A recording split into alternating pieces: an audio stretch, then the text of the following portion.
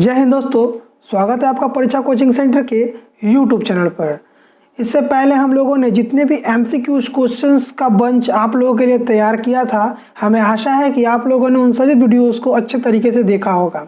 ठीक है, मैं इस बात को सुनिश्चित कर दूं कि मैंने जितने भी प्रश्न आप लोगों को बतलाए हैं उन्हीं प्रश्नों से ही आपके परीक्षा पत्र में पूछे जाने वाले प्रश्न है। ठीक है, ये सभी क्वेश्चंस जो थे वो मेरी तरफ से इम्पोर्टेंट थे, जिनको मैंने आप लोगों के समक्ष ब्रह्मास्त्र सीरीज में डिस्कस किया है। मुझे आशा है कि हमारे द्वारा किया गया कार्य आपको अच्छा लगा होगा। ठीक है, आज हम लोग बात करने वाले हैं एसक्यू सीरीज के बारे में। अब एसक्यू क्या है? देखिए, एमसीक्यूज के बाद जो सबसे ज़्यादा इंपॉर्टेंट रोल अदा करता है आपके नंबर लाने के लिए, तो वो एसक्यूज है। एसक्यूज यानी शॉर्ट आंसर क्वेश्चन जो होते हैं, इन सभी प्रश्नों को आप हल करेंगे तो आपका 1 नंबर कन्फर्म होगा। ठीक है, तो इससे आपका क्या होगा, ज़्यादा से ज़्यादा आप अंक प्राप्त कर पाएंगे। तो हम लोगों ने एमसीक्यूज के बाद आप लोगों के लिए एसक्यूज क्वेश्चन लाया है। इसके बाद मैं अपनी तरफ से कुछ सजेशंस दूंगा लॉन्ग क्वेश्चन के बारे में। मुझे आशा है कि वो भी आप लोगों के लिए बहुत ही ज़्यादा यूजफुल होगा। ठीक है, तो आज हम लोग स्टार्ट करने वाले हैं एसक्यूज को, इसलिए जल्दी से जल्दी आप लोग अपने कॉपी को और कलम को लेकर बैठ जाएं और वीडियो को देखकर जो भी इंपॉर्टेंट क्वेश्चंस आपको समझ में नहीं आते हैं या फिर नहीं पता है तो उन्हें आप अपने कॉपी में नोट डाउन कर लीजिएगा, कि एग्जाम के समय में आपको प्रिपरेशन करने में बहुत ज़्यादा मदद करेगा। तो चलिए चलते हैं हम लोग अपनी स्क्रीन की तरफ और समझते हैं आज के इम्पॉर्टेंट एसक्यू क्वेश्चंस के बारे में। तो हमारा पहला क्वेश्चन दिया गया, देखिए, संत रैदास ने किसे वृप कहा है? उत्तर क्या होगा इसका? संत रैदास ने संस्कारी लोगों को वृप कहा है। वृप मतलब होता है राक्षस, यानी वे लोग जो 5 कर्म तो करते हैं लेकिन उनके मन के अंदर, ठीक है, ईश्वर के प्रति कोई भी भक्ति भावना नहीं है, वही उन्हीं व्यक्तियों को संत रैदास जी ने वृप कहा है। ठीक है, कोई दिक्कत? चलिए आगे बात करते हैं हम। कवि के अनुसार यानी रैदास, जीव को सांसारिक बंधन से कैसे मुक्ति मिलेगी? मतलब कवि कहना चाहते हैं कि जीव को सांसारिक बंधन से कैसे मुक्ति मिलेगी। इसका उत्तर हम लोग कैसे लिखेंगे? देखिए, कवि रैदास के अनुसार जीव को समर्पण की भक्ति एवं पंच विकारों से मुक्त होकर ही संसार की बंधन से मुक्ति मिलेगी। मुक्ति का मार्ग बताया है रैदास जी ने कि समर्पण भाव की पहले भक्ति होनी चाहिए और 5 विकारों से तुम्हें मुक्ति होनी चाहिए, तभी जाकर तुम्हें सांसारिक बंधन से तुम्हें मुक्ति प्राप्त होगी। ठीक है, चलिए 3 नंबर क्वेश्चन है हमारा, किसके बिना संशय की गांठ नहीं छूटती? इसका उत्तर क्या होगा? ईश्वर की कृपा के बिना संशय की गांठ नहीं छूटती। संशय मतलब होता है संदेह, यानी आपके मन में यदि संदेह की भावना है तो जब तक ईश्वर की कृपा आपके ऊपर नहीं होगी तब तक आपके मन से यह संदेह रूपी गांठ कभी नहीं छूट सकती। ठीक है, चलिए 4 नंबर क्वेश्चन क्या है? रैदास चित्त को किसे देखने के लिए कहते हैं? ठीक है, रैदास चित्त को आदि कवि वाल्मीकि को देखने के लिए कहते हैं, ये इसका उत्तर होगा। ठीक है, रैदास जी कहते हैं, रे चित्त चेती कही अचेत का है, वाल्मीकि देखी रे, जाति ते कोई पदे न पहुंचिया, राम भक्ति विशेष रे। ठीक है, याद रहेगा आपको, रैदास ने अपने मन को किसे, चित्त यानी मन होता है, किसे देखने के लिए कह रहे हैं? ठीक है, तो वो वाल्मीकि को देखने के लिए कह रहे हैं। चलिए आगे बात करते हैं। 5वां नंबर क्वेश्चन है हमारा, रैदास जी ने किन किन रूपों में अपने प्रभु के अपने संबंधों की व्याख्या की है? मतलब कि जो रैदास जी हैं वो कौन कौन सा मार्ग, माने कौन कौन से रिश्ते बतलाए हैं अपने और प्रभु के बीच में। रैदास जी ने बतलाया है, रैदास ने पानी, मोर, बाती, धागा और दास के रूप में अपने प्रभु से संबंधों की व्याख्या की है। चलिए आगे बात करते हैं हम लोग। कवि किसे सांत्वना नहीं देने को कह रहे हैं? ये आत्मत्राण का है, तुम्हें तो पता ही चल रहा है। ठीक है, कवि अपने दुख और ताप से व्यतीत चित्त को यानी मन को सांत्वना नहीं देने के लिए कह रहे हैं। ठीक है, चलिए अगला क्वेश्चन हमारा है, आत्मत्राण कविता किस कोटि की है? ठीक है, तो आत्मत्राण कविता एक प्रार्थना गीत है। ठीक है, चलिए क्षणिका किसकी रचना है? क्षणिका किसकी रचना है? तो रविन्द्रनाथ टैगोर की रचना है। क्षणिका जो है वो रविन्द्रनाथ टैगोर की रचना है। 9 नंबर क्वेश्चन देखते हैं हम, लिखा है, देखिए, विपदाओं से मुझे बचाओ यह मेरी प्रार्थना नहीं, कवि इस पंक्ति के द्वारा क्या कहना चाहते हैं? अथवा कवि रविन्द्रनाथ ईश्वर से सहायता क्यों नहीं लेना चाहते? इन दोनों का उत्तर कैसे लिखेंगे हम लोग? देखिए, कवि अन्य लोगों की तरह संसार के दुखों और कष्टों का अनुभव करना चाहता है, उन कष्टों को सहन करने की शक्ति चाहता है, इसलिए कवि ईश्वर से सहायता नहीं लेना चाहता है। एकदम परफेक्ट और बहुत ही सुंदर तरीके से इसको लिखना है। ठीक है, आप ऐसा लिखिए जिसके कारण जो एग्जामिनर होगा वो आपको अच्छे अंक देने में तनिक भी संकोच ना करे। ठीक है, आत्मतरण कविता की प्रार्थना अन्य प्रार्थना गीतों से अलग कैसे है? इसको देखिए, बहुत ज़्यादा VVI क्वेश्चन है, इसको हम लोग VVI कह सकते हैं। ठीक है, इसका उत्तर कैसे लिखोगे? देखो, आत्मतरण कविता में कवि अन्य प्रार्थना गीतों की तरह ईश्वर की सहायता लेने के स्थान पर अपने आत्मबल एवं पौरुष के द्वारा विपत्तियों का सामना करना चाहते हैं, इसलिए कविता अन्य प्रार्थना गीतों से अलग है। जितने भी हम लोग प्रार्थना गीत पढ़ते हैं या देखे हैं, उन सभी प्रार्थना गीतों में ईश्वर से क्या मांगा जाता है? ईश्वर से उनकी शक्ति या तो मांगा जाता है, लेकिन यहाँ पर विपरीत है। यहाँ पर वो ना ही ईश्वर से यह चाहते हैं कि उनकी रक्षा करे। ठीक है, आमतौर पे हम और आप ईश्वर से प्रार्थना क्या करते हैं? हम लोग यही प्रार्थना करते हैं कि हे प्रभु, मेरे जीवन में जितने दुख दर्द है सब भर लीजिए। ठीक है, आने वाले समय में मेरे कोई दुख दर्द ना हो, यही ना प्रार्थना करते हैं। लेकिन इसके विपरीत यहाँ पर जब रविन्द्रनाथ ठाकुर जी है, वो यहाँ पर क्या माना प्रार्थना कर रहे हैं कि उनके जीवन में जितनी भी समस्या है आप उससे निपटारा मत कीजिए, लेकिन बस उन मुसीबतों से लड़ने के लिए असीम शक्ति दीजिए, जिसके कारण वो जो दुख उनके माथे पर बोझ बन के बैठा हुआ है उस बोझ को वहन वो कर सके और उससे तभी भी ना घबराए। ठीक है, तो अगला क्वेश्चन हमारा देखिए क्या है। दुख आने पर कवि रविन्द्रनाथ ठाकुर परमात्मा से क्या निवेदन करते हैं? ठीक है ना, इसका उत्तर हम लोग क्या लिखेंगे? कवि दुख आने पर परमात्मा से दुख को सहन करने की शक्ति मांगता है।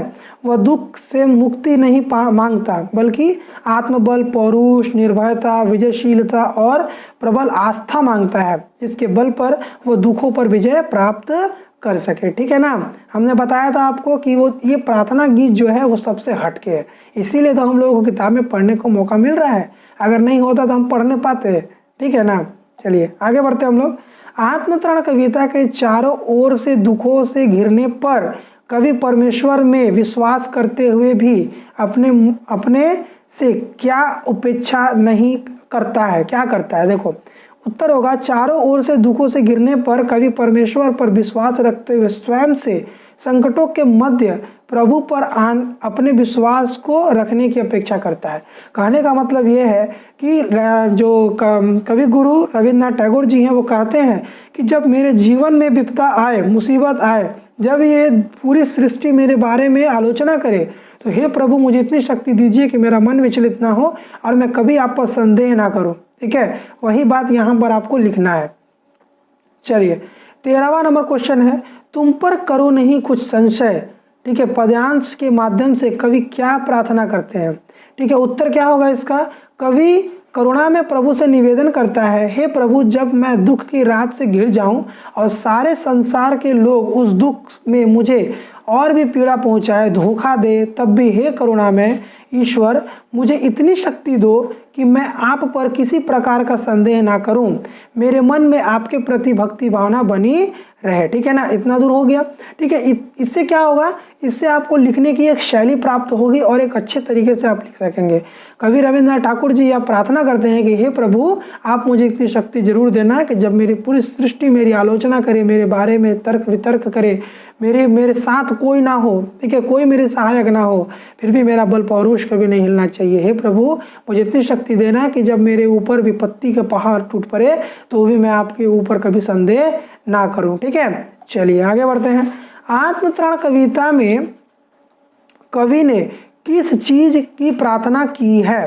ठीक है, उत्तर क्या होगा? देखिए, आत्मतरण कविता में कवि ने ईश्वर से विपदा में भय नहीं पाने की प्रार्थना की है। ठीक है, समझ में आ गया। 15वां नंबर क्वेश्चन देखिए, आत्मत्राण शीर्षक कविता मूलतः किस भाषा में रचित है? मैंने एमसीक्यू क्वेश्चंस में भी इसको बहुत बार डिस्कस किया है कि जो आत्मत्राण कविता है मेरे दोस्त, वो बांग्ला भाषा में रचित है। ठीक है ना, बांग्ला भाषा में लिखी गई कविता है।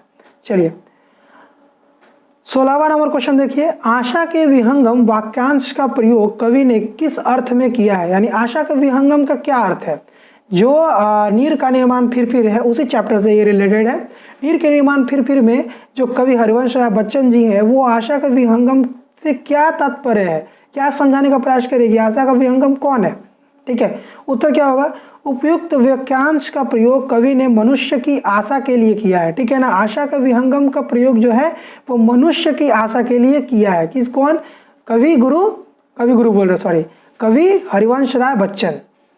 उनका कहना है कि निराशा भरे वातावरण में भी आशा किसी कोने में छिपी रहती है। मतलब आपके जीवन में, ठीक है, कितनी भी मुसीबतें क्यों ना आए, आप कितना भी निराश क्यों ना हो, लेकिन याद रखिएगा आपके हृदय के अंदर कहीं ना कहीं एक कोने में वो एक आश की किरण जरूर प्रफुल्लित हुई रहती है, छुपी हुई रहती है, जो कि आपके जीवन मार्ग में आगे बढ़ाने में मदद करती है। ठीक है, जो दुख के कम होने पर मनुष्य को पुनः काम करने के लिए उत्साह प्रदान करती है, कि जब आपके जीवन में वो दुख चला जाएगा तो उसी प्रकाश के बदौलत ही आप अपने जीवन में आगे बढ़ने का प्रयास करते हैं।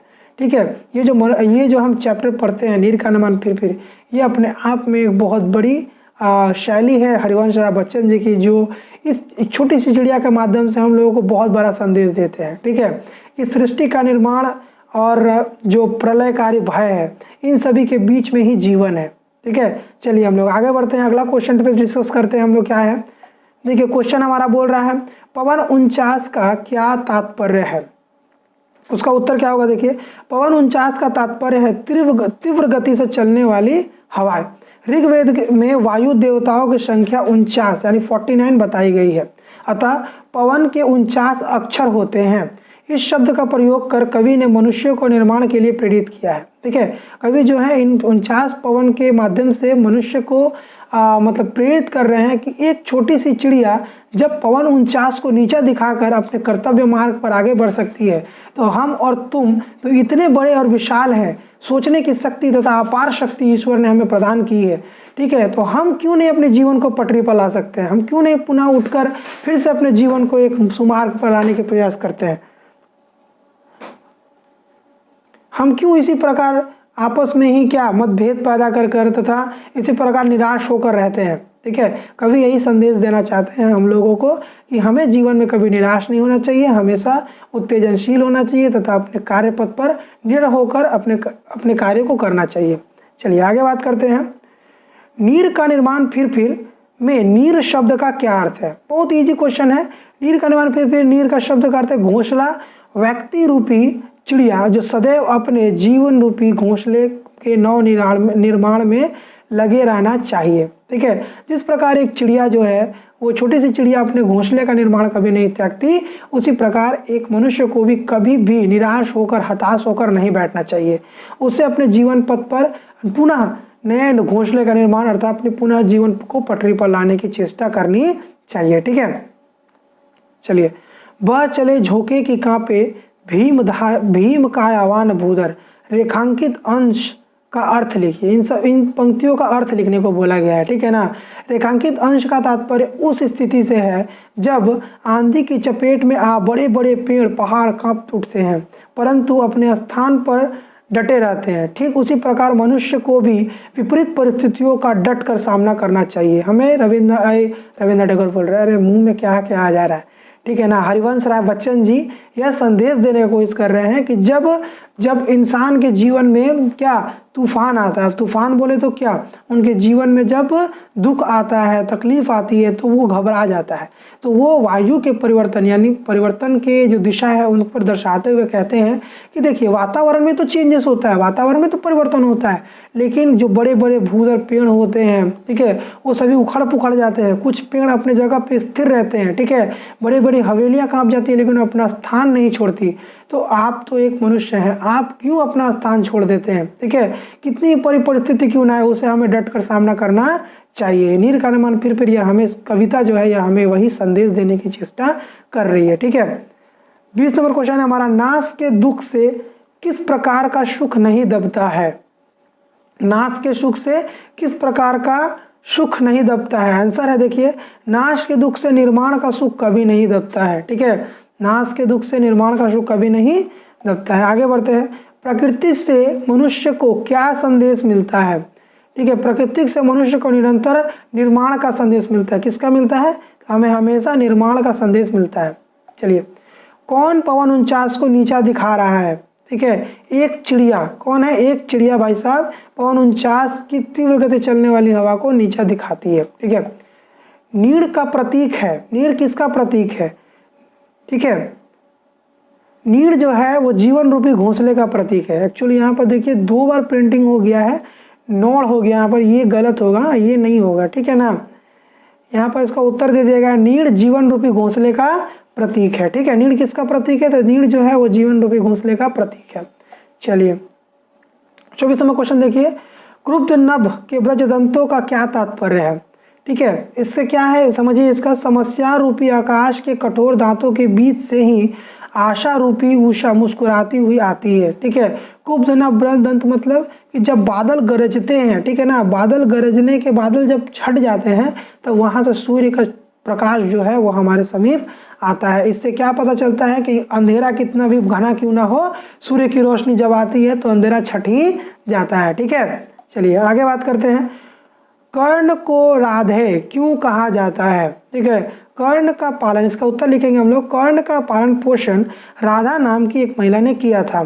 ठीक है, कर्ण उसे अपनी माँ मानता था, इसलिए कर्ण को राधे भी कहा जाता है। जो कर्ण का माँ का नाम था, माँ नहीं थी, माँ तो कोई और थी। ठीक है ना, राधा ने उनके पालन पोषण किया था और उन्हीं के नाम पर वो अपने नाम को रखते थे, इसीलिए वो राधे कहलाते थे। ठीक है, वो अपने आप को राधे कहते थे।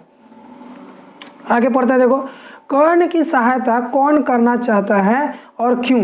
देखो तो इसका उत्तर होगा, कर्ण की सहायता अश्वसेन नाम का सर्प करना चाहता था ताकि वह अपना पुराना बदला अर्जुन से ले सके। ठीक है, अब कौन सा बदला है, देखिए इसके बारे में मैंने डिस्कस किया है, कौन सा बदला है, कैसा है। ठीक है, तो अश्वसेन नाम का एक सर्प है जो कि अर्जुन से अपना बदला लेना चाहता है, इसीलिए वो कर्ण से सहायता मांगता है तथा उसे अपना मित्र बनाने की चेष्टा करता है। ठीक है, अपने शत्रु को पराजित करने के लिए दूसरों की सहायता कौन लोग लेते हैं? ठीक है, दिनकर जी ने स्पष्ट रूप से बतलाया है, किसके माध्यम से? तो कर्ण के माध्यम से, कि जो लोग, ठीक है, शत्रु को पराजित करने के लिए दूसरों की सहायता लेते हैं वो कौन होते हैं? नीच, पापी और कपटी लोग अपने शत्रु को पराजित करने के लिए दूसरों की सहायता लेते हैं। ठीक है, चलिए आगे बात करते हैं, देखिए, किसका सुहाग जल रहा है और क्यों? ठीक है, इसका उत्तर होगा, पृथ्वी का सुहाग जल रहा है क्योंकि महाभारत का भीषण युद्ध चल रहा था। महाभारत के भीषण युद्ध में लाखों करोड़ों आदमी क्या हुए थे? युद्ध में भाग लिए थे और लाशों की तो ढेर लग गई थी। ठीक है, चलिए आगे बात करते हैं, देखिए, कर्ण और अर्जुन दोनों पर बाणों की अग्नि वर्षा व्यर्थ क्यों हो रही थी? क्योंकि दोनों कुंती पुत्र अर्जुन और कर्ण धनुष चलाने की कला में रणकुशल समान रूप में शक्तिशाली तथा सामर्थ्यवान थे। दोनों रण वाकुर एक दूसरे पर अचूक शक्तियों का प्रयोग कर रहे थे।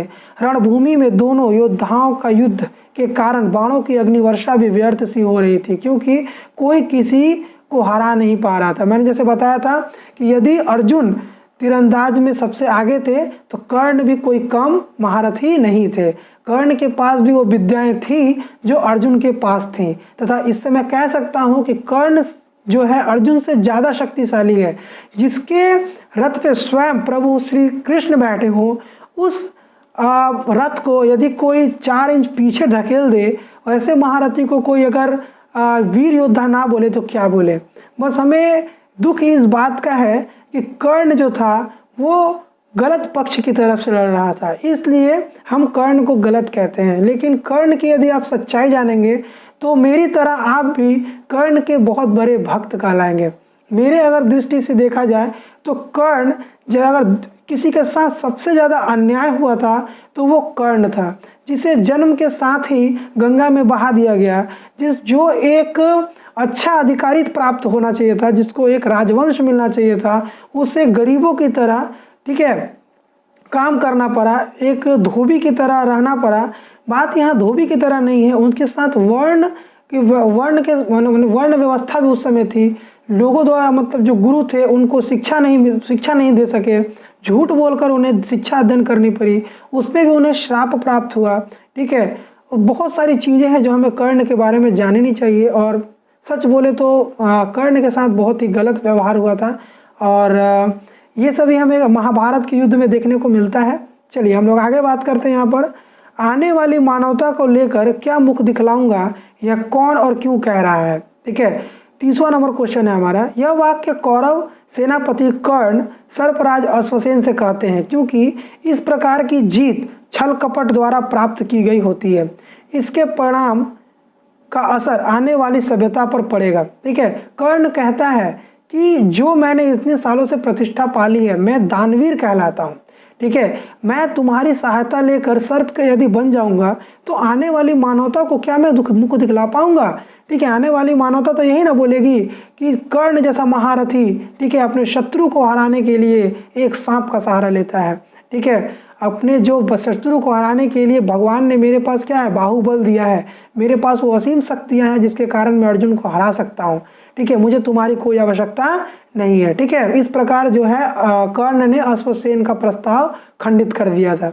चलिए आगे बात करते हैं। सर्प रूप अश्वसेन ने कर्ण से क्या कहा है, ठीक है। सर्प रूप धारण करने वाले अश्वसेन ने कर्ण से कहा कि तुम अपने धनुष के प्रचंडता पर मुझे चढ़ाकर अर्जुन की ओर छोड़ दो, ताकि वह अपना पुराना बदला अर्जुन से ले सके।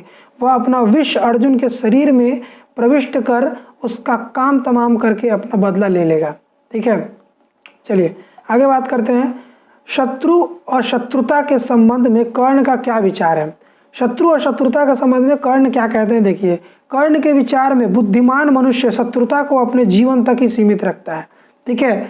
जो बुद्धिमान मनुष्य होता है वो क्या करता है, जो शत्रुता होता है उसे अपने जीवन तक ही सीमित रखता है, उससे ज़्यादा वो नहीं सोचता, क्योंकि उसे आगे नहीं बढ़ाते हैं। यहाँ कि जीवन ही तो एक समय है, ठीक है ना। इसकी ये जीवन के बाद आप क्या होंगे, हम क्या होंगे, ये कोई नहीं जानता है। तो यदि किसी से शत्रुता है तो वो केवल इसी जन्म तक है। तो यदि मुझे उसे हराना है तो मैं छल कपट यदि लूँगा तो इससे मेरी कोई भी कृति प्राप्त नहीं होगा, ठीक है। यदि आपको सच में कुछ करना है तो उसे अपने आत्मबल तथा आत्मशक्ति से प्राप्त कीजिए।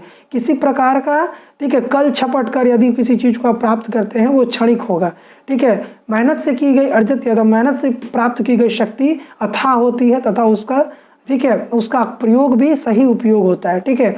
और जितनी भी गलत धारणा से आप शक्ति प्राप्त करें उनका अंत में उसका विध्वंस ही तय है, ठीक। चलिए आगे बात करते हैं हम लोग कि जन्म से पार्थ का परम शत्रु कौन था। तो बहुत इजी है, जन्म से पार्थ का परम शत्रु अश्वसेन नामक सांप था।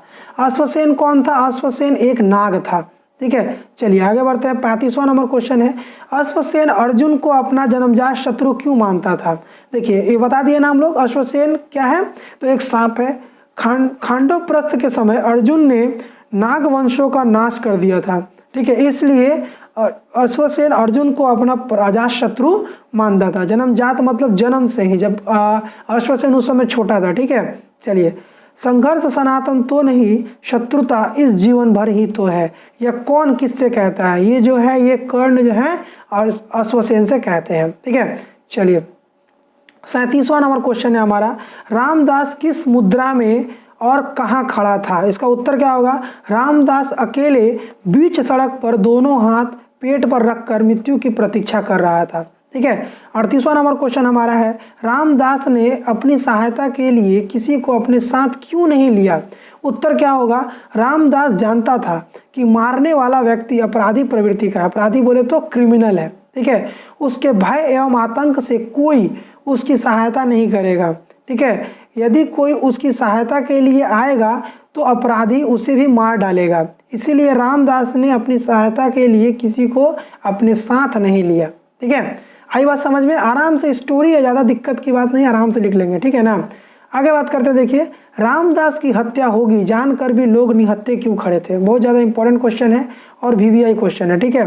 याद रखिए, जितने भी क्वेश्चंस मैं करा रहा हूँ ना मेरे दोस्त, वो सारे के सारे VVI क्वेश्चन है। इन सभी को आप 1 से 2 बार अगर पढ़ लेते हो ना तो मैं गारंटी देता हूँ कि इस बात का प्रमाण है कि आप कभी इसे नहीं भूलेंगे, ठीक है। वीडियो को आप लोग अच्छे से देखेंगे, अपने कॉपी में इसे नोट डाउन करेंगे और इसे एक बार याद कर लेंगे ना मेरे दोस्त, तो मैं गारंटी देता हूँ कि आप कभी भी इसे नहीं भूलेंगे, ठीक है ना। तो मैं आपसे यही निवेदन करूंगा कि जरूर वीडियो को पूरा देखें और वीडियो को देखने के बाद इसे अपने कॉपी में जरूर नोट डाउन करें, जिसके कारण आपको ये बहुत अच्छे तरीके से याद होगा। हम अथक प्रयास कर रहे हैं कि आप जितना ज़्यादा हो सके उतना ज़्यादा हिंदी, हिस्ट्री, ज्योग्राफी, ठीक है, इंग्लिश में अच्छे से अच्छे अंक प्राप्त कर सके, ठीक है। ये 4 सब्जेक्ट में हम चाहेंगे कि आप 90+ क्रॉस करें, ठीक है। इसके लिए हम लोग आप लोगों का सतत प्रयास कर रहे हैं। आप लोग भी हमारा सपोर्ट कीजिए, वीडियो को पूरा देखिए, जितना ज़्यादा हो सके अपने दोस्तों के साथ शेयर कीजिए, ताकि वह लोग भी अच्छे तरीके से स्टडी कर सके तथा अच्छे अंक प्राप्त कर सके, ठीक है। इसी के हम यही आशा आपसे रखते हैं कि आप हमारी यह बात मानेंगे और जितना ज़्यादा हो सके हमारे दोस्तों के साथ वीडियो को शेयर करेंगे। चलिए अगला क्वेश्चन हम लोग देखते हैं। अगला क्वेश्चन हमारा क्या बोल रहा है, देखिए रामदास निहत्थे, ठीक है हो गया ना। 40 नंबर क्वेश्चन है हमारा, रामदास की मृत्यु का जश्न देखने के लिए लोग कहाँ और कैसे खड़े थे, ठीक है। तो रामदास, इसका उत्तर क्या होगा यहाँ पर, रामदास की मृत्यु का जश्न देखने के लिए लोग सड़क पर मौन, निहत्थे और मुट्ठियां बांधे खड़े हुए थे। कोई उसकी सहायता करने के लिए आगे नहीं आया, ठीक है ना, सभी भयभीत थे। चलिए 41वां क्वेश्चन हमारा है, रामदास क्यों उदास था। इसका उत्तर होगा रामदास की हत्या होने वाली थी इसलिए वह उदास था। 42वां क्वेश्चन है, आपके विचार में रामदास का हत्यारा कौन था, ठीक है ना। अब मेरे विचार से क्या है, देखिए इसका उत्तर क्या होगा, मेरे विचार से रामदास का हत्यारा एक व्यवसाय था जिसमें व्यक्ति के जीने का अधिकार पर बंद लोगों का अधिकार है, ठीक है ना। कहने का मतलब एक क्रिमिनल है जिसको पैसे देकर इंसान मराता है, ठीक है, तो जिसको बोलते हैं कॉन्ट्रैक्ट किलर, ठीक है। तो जो हत्यारा था वो कॉन्ट्रैक्ट किलर था। चलिए आगे बात करते हैं हम लोग। रामदास किसका प्रतीक है, ठीक है, बहुत ज़्यादा इंपॉर्टेंट है, बहुत ज़्यादा, VVI, ठीक है ना। रामदास किसका प्रतीक है, देखिए रामदास एक विवश, लाचार, हताश व्यक्ति का प्रतीक है जो शोषण, उत्पीड़न एवं काजी उपेक्षा का शिकार है और उसका विरोध करने का साहस कर बैठता है। यानी हमें जो लेखक है वो यह कवि जो है यह समझाने का प्रयास कर रहे हैं कि वर्तमान समय में कुछ पूंजीपति, अच्छा बाहुबली लोग जो है अपनी पावर का, अपनी शक्ति का दुरुपयोग करते हैं, ठीक है। यदि कोई व्यक्ति उनके द्वारा किए गए कार्यों की आलोचना करता है तो बड़ी ही बेरहमी से उनकी हत्या तथा उनके उठाए गए आवाज़ को दबा दिया जाता है। वर्तमान समय में यदि देखा जाए तो आप और हम जैसे लोग भी बुराई के खिलाफ आवाज़ उठाने में कतराते हैं। एग्जाम्पल के तौर पर अगर हम बात करें, आपके विद्यालय में अच्छी पढ़ाई हो या ना हो, लेकिन आप में कभी इतनी हिम्मत नहीं होती कि आप अपने उस शिक्षक से यह प्रश्न कर पाए कि वह पढ़ाने में असमर्थ है या कुछ नहीं कर पाए। यदि सिलेबस आपका स्कूल में कंप्लीट नहीं होता है तो यह कभी आप नहीं उठ के खड़े होकर बोलते हैं कि आपका सिलेबस कंप्लीट नहीं हुआ है, ठीक है। ये कहाँ का भय है आपका, ये इस भय है कि वो टीचर कहीं आपका मार्क्स ना काट ले, या यह हो सकता है कि वो पूरे समाज के सामने, पूरे क्लास के सामने आपको बेइज्जत ना कर दे, हो सकता है बहुत प्रकार की भय आपके मन मस्तिष्क में चल सकता है, ठीक है। यही कारण है कि आप जैसे लोग कभी भी अपनी आवाज़ को नहीं उठाते। सरकार के द्वारा भी या प्रशासन के द्वारा भी ऐसे बहुत सारे कानून, बहुत सारे नियम जो है हमारे समक्ष प्रस्तुत किए जाते हैं जो कि हमारे लिए हानिकारक है, लेकिन हम और आप ये जानते हुए भी उसका विरोध नहीं करते। बहुत सारे ऐसे नेता हैं जो कि क्राइम करते हैं, ठीक है, आप और हम जैसे लोग सब जानते हैं, लेकिन कभी भी उसका विरोध हम लोग नहीं कर पाते। ऐसा क्यों है, क्योंकि इसके पीछे यह रीज़न है कि यदि हम उसका विरोध करते हैं, यदि विरोध करेंगे तो उसका परिणाम क्या होगा, गलत होगा, और लोग जो है कभी आपकी सहायता नहीं करेंगे और नहीं करते हैं। वास्तविकता है मेरे दोस्त, ठीक है। जब आपके ऊपर कभी मुसीबत आती है तो आपके बगल वाला वहाँ मुसीबत से भाग जाएगा, लेकिन आपकी मदद नहीं करता है, ठीक है। जो सच्चाई है वो सच्चाई है। मैं खुले मंच पे इस बात को दावे के साथ कहता हूँ, यदि आपके साथ कभी बुरा हो तो आपका पड़ोसी भी आपका साथ छोड़ देगा, ठीक है। केवल आपके माँ बाप, आपके परिवारजन ही आपके साथ रहेंगे, ठीक है। इसके लिए आप अपने माँ बाप तथा अपने परिवारजन पे ही ज़्यादा भरोसा करें, दूसरों पर ज़्यादा भरोसा करने की आवश्यकता नहीं है। चलिए हम लोग आगे बात करते हैं। यहाँ पर क्वेश्चन क्या है, किसको बता दिया गया था कि उसकी हत्या होगी। आंसर होगा रामदास को। रामदास घने बादल वाले दिन क्यों उदास था। उत्तर क्या होगा, रामदास जानता था कि आज उसकी हत्या होगी इसलिए वह उदास था।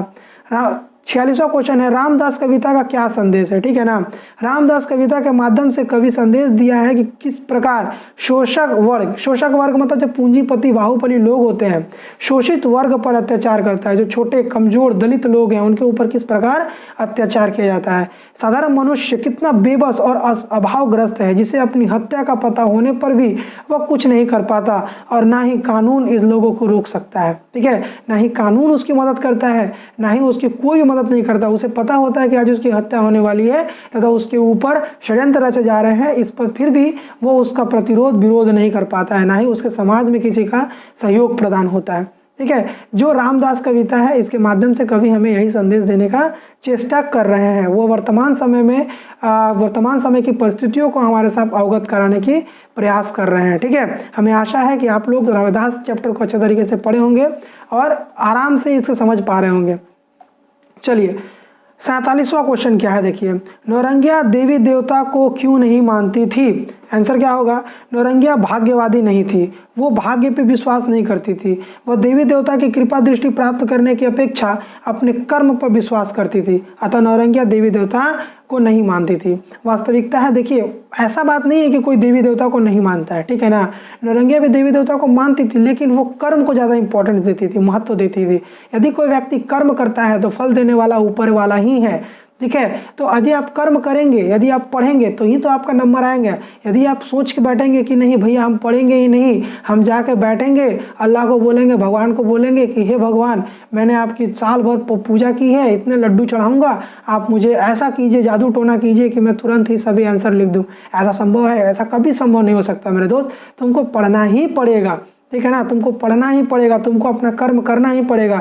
जब तुम कर्म नहीं करोगे, तुमको फल देने वाला ऊपर वाला भी तुमको फल नहीं देगा। अगर तुम नहीं पढ़ोगे तो तुम्हारे मार्क्स कम आने वाले ही हैं, इस बात को तुम निश्चित तौर पे लिख लो, ठीक है। यदि तुम मेहनत करते हो, तुम्हें सफलता गारंटी है, वो ऊपर वाला भी तुम्हें देख रहा है, ठीक है। इसलिए मेहनत से कतराने का नहीं, मेहनत करने का, और जो भी तुम मेहनत करोगे उसका फल तुमको जरूर मिलेगा, ठीक है। कभी भी जो मेहनत है उसका फल खाली नहीं जाता है, याद रखना, ठीक है। चलिए आगे बात करते हैं हम लोग। नौरंगिया का मर्द कैसा है, ठीक है, मर्द उसका कैसा, हस्बैंड कैसा है? तो नौरंगिया का मर्द निहायत कामचोर, आलसी और अकर्मठ है, मतलब बिना काम काज का, कोई काम धंधा नहीं उसको, बस खाता है, पीता है, सोता है, ठीक है। चलिए, नौरंगिया कहाँ की रहने वाली थी? तो नौरंगिया गंगा पार की रहने वाली थी। नौरंगिया कौन है? नौरंगिया गंगा पार की रहने वाली कृषक महिला है, ठीक है। चलिए आगे बात करते हैं। लाल ना होता ऐसा कोयल का क्या अर्थ है? बहुत ही ज़्यादा VVI क्वेश्चन, याद रखिएगा, VVI याद रखिएगा ये क्वेश्चन, ठीक है। 51 नंबर क्वेश्चन है, बहुत ही ज़्यादा इंपॉर्टेंट। यह एक मुहावरा है जिसका अर्थ होता है जलावन के भी काम ना आने वाला, अर्थात अनुपयोगी, ठीक है ना। ये क्या है? लाल ना होता ऐसा कोयला। ऐसा कौन सा कोयला है जो लाल नहीं होता? जो आप जलाएंगे तो लाल ऑब्वियसली होगा क्योंकि वो जलेगा, ठीक है ना। लेकिन जो कोयला है ही नहीं, जिसको आप जलाएंगे तो वो लाल कहाँ से? घंटा होगा। इसीलिए जो इस कोयले का, जिस भी इंसान का जलावन का जलाने के काम में उपयोग ना हो, वो अनुपयोगी ही कहलाता है। यानी जो नौरंगिया का हस्बैंड था, यानी मर्द था, वो क्या था? अनुपयोगी था, ठीक है। वो ऐसा कोयला था जो लाल ही नहीं होता, ठीक है। चलिए, नौरंगिया ने क्या गिरवी रखा था? आंसर क्या होगा? नौरंगिया ने अपने गहनों को गिरवी रखा था। गरीबी की मार सहते हुए भी नौरंगिया क्या करना नहीं भूलती थी? तो गरीबी की मार सहते हुए नौरंगिया विविध भारती सुनना नहीं भूलती थी, ठीक है। क्या, एक बार फिर से पढ़ते देखिए। गरीबी की मार सहते हुए भी नौरंगिया क्या करना नहीं भूलती थी? तो गरीबी की मार सहते हुए भी नौरंगिया जो है विविध भारती सुनना नहीं भूलती थी। विविध भारती क्या है? एक कार्यक्रम है, ठीक है। मैंने बताया MCQ क्वेश्चंस में, यदि आप लोगों ने देखा होगा तो आपको अच्छे से पता होगा, ठीक है। चलिए, 54 नंबर क्वेश्चन है हमारा। नौरंगिया कविता का मूल उद्देश्य क्या है? उत्तर क्या होगा? नौरंगिया का उद्देश्य भारतीय कृषक महिलाओं की दयनीय जीवन दशा का वर्णन करना है, ठीक है। इस कविता के माध्यम से कवित्री जो है वो संदेश समझाने का प्रयास कर रहे हैं कि जो मानव दशा है, कृषक दशा है स्त्री की, वो कितनी दयनीय है, कितनी बर्बर है, कितनी जर्जर है, ठीक है। कितने उनको कष्ट सहना पड़ता है, ठीक है। पाँव में भी जो चप्पल है वो उधार के हैं, ठीक है। जो गहने हैं उसके गिरवी हैं। दिन रात मेहनत करती है तब जाकर 2 वक्त की रोटी खा पाती है। ऊपर से समाज के ये अंधे भूखे लोग, लाला जैसे लोग जो है उसकी नज़र गिराए, उसके चरित्र पर दाग लगाने के बारे में सोचते रहते हैं, ठीक है। इस प्रकार हमारे भी समाज में ऐसे बहुत सारे नीच पापी लोग विद्यमान हैं जो कि इस प्रकार निसहाय स्त्रियों का क्या करते हैं? दुरुपयोग, मतलब कि उनके इज्जत के साथ, उनके आबरू के साथ खिलवाड़ करते हैं, ठीक है। यदि आपके और हमारे दृष्टि में ऐसे लोग आते हैं तो आप जरूर इसके पीछे आवाज़ उठाइएगा, चाहे वो कितनी बड़े शक्तिशाली, कितने बड़े पूंजीपति क्यों ना हो, ठीक है। चलिए हम आगे बात करते हैं। नौरंगिया कविता का क्या संदेश है? मैंने आपको बता दिया। कविता में संदेश है कि देश की आज़ादी के बाद भारत कृषक महिला के जीवन दशा में सुधार करना है। भारतीय कृषक महिला का शोषण और जुल्म से मुक्त कराने के लिए कोई ठोस कदम उठाया जाना चाहिए, ठीक है। कवि जो है इसके माध्यम से यही संदेश देने का प्रयास कर रहे हैं। आगे बात करते हैं। कवित्री हेलन के कैबरे को ने सभ्य क्यों कहा है? कैबरे को सभ्य क्यों कहा है? थोड़ा सा मिस्टेक्स हो गया प्रिंटिंग। कवित्री हेलन और कैबर को सभ्य क्यों कहा? यहाँ नहीं होगा, ठीक है ना। उत्तर देखिए क्या होगा, हेलन और कैबर नृत्य में कहीं अश्लीलता और फुहड़ता नहीं होती थी, इसलिए हेलन के कैबर को कवित्री ने सभ्य कहा, ठीक है। इसमें कहीं फुहड़पन नहीं था, कोई भी गंदी चित्रकला नहीं होती थी, ना ही कपड़े अच्छे, सभी सात्विक ढंग से होता था और अच्छे तरीके से होता था। आज के संदर्भ में पहले की कला और भी ज़्यादा प्रकट थी, ठीक है ना। आज की कलाओं में कला नहीं रह गया है, केवल और केवल अश्लीलता और अश्लीलता ही है, ठीक है। हमें और आप जैसे लोगों को ही इन सभी चीज़ों पर आवाज़ उठाना होगा। आप ज़्यादा मॉडर्न हो गए इसके लिए इसका मतलब ये नहीं कि आप केवल और केवल अश्लील चरित्रों को ही प्रदर्शित करें, ठीक है। तो आगे बढ़ते हैं हम लोग। द एंड किसकी सूचना देती है? द एंड फिल्म से समाप्त होने वाली सूचना देती है, ठीक है। पर्दे पर द एंड टिमटिमाते ही क्यों होता है? सिनेमा के पर्दे पर द एंड टिमटिमाते ही लोगों के सीट से खड़े हो जाते थे और जनगण मन समाप्त होते ही हॉल के बाहर निकल जाते थे, ठीक है। 59 नंबर क्वेश्चन देखिए, कवित्री झटके से क्यों खड़ी हो जाती थी? कवित्री रेडियो पर सुबह सुबह राष्ट्रगान बजने पर झटके से खड़ी हो जाती थी, ठीक है। 60वां नंबर क्वेश्चन है हमारा, सारे जहां से अच्छा हिंदुस्ता हमारा की धुन कहाँ से आ रही थी? तो ये आपको बताना है, उसका उत्तर क्या होगा? ट्रांजिस्टर से। एक पल को सोचा मटिया दूं, कहाँ से उद्धृत है? ये जो पंक्ति है कहाँ से ली गई है? तो ये देश प्रेम कविता से ली गई है। 26 जनवरी की सुबह कैसी थी? और 26 जनवरी की सुबह बहुत ही ठंडी थी। इस प्रकार हम लोगों ने 62 SAQ क्वेश्चन और कविता से संबंधित जितने भी SQ क्वेश्चंस आ सकते थे उन सभी पर चर्चा कर लिया है, ठीक है ना। हमें आशा है कि आप लोग इसी प्रकार हमारा सपोर्ट करेंगे और आप लोगों को यह वीडियो बहुत ही अच्छा लगा होगा, ठीक है। मैं एक बात अच्छे तरीके से बता दूं, देखो मेरे दोस्त और भाई समझ के समझ लो यहाँ बात मेरा, ठीक है ना, कि जितना ज़्यादा आप मेहनत करोगे उतनी ही ज़्यादा आपको सफलता प्राप्त होने की संभावना होगी, ठीक है। याद रखना, कोई भी व्यक्ति, ठीक है, जितना भी बड़ा से बड़ा व्यक्ति क्यों ना हो, यदि अपने कर्तव्य मार्ग से भटकता है तो इस सृष्टि में उसे कहीं भी मुँह छुपाने की जगह नहीं मिलेगी। याद रखना, आज यदि आप थोड़ा सा मेहनत नहीं करेंगे तो आने वाले समय में आपसे बड़ा, ठीक है, कायर और आपसे बड़ा कोढ़िया कोई नहीं होगा। जितना ज़्यादा आप अभी मेहनत करेंगे उतना ज़्यादा आपको फल मिलेगा, ठीक है। ये आपके जीवन की पहली सीढ़ी है। हमें आशा है कि आप अपने जीवन की सही सीढ़ी को अच्छे तरीके से, सफल तरीके से पार कर पाएँ, ठीक है। इसके लिए हम लोग आपके साथ प्रयास कर रहे हैं। यदि आपको इससे संबंधित जितने भी कुछ पूछना हो तो आप हमारे इंस्टाग्राम पे हमको मैसेज कर सकते हैं या फिर कमेंट बॉक्स में कमेंट कर बतला सकते हैं। हम यथासंभव कोशिश करेंगे कि आपको वहाँ से उत्तर दे दिया जाए, या फिर इससे संबंधित और भी कोई क्वेश्चंस होते हैं तो आप उससे पूछ सकते हैं। और यदि आपको लगता है कि हाँ आप जानते हैं कुछ, तो कुछ क्वेश्चंस को आप वहाँ पर कमेंट बॉक्स में कमेंट करके बता सकते हैं। हम यथासंभव प्रयास करेंगे कि आपके सभी प्रश्नों का समाधान हम दे सके, ठीक है। तो मिलते हैं अपने हम नेक्स्ट वीडियो में, जिसमें हम चर्चा करेंगे जितने भी कहानी है और तथा नाटक है, उपन्यास है, उसके SQ क्वेश्चंस के बारे में, ठीक है। तो मिलते हैं नेक्स्ट वीडियो में। जय हिंद, जय भारत।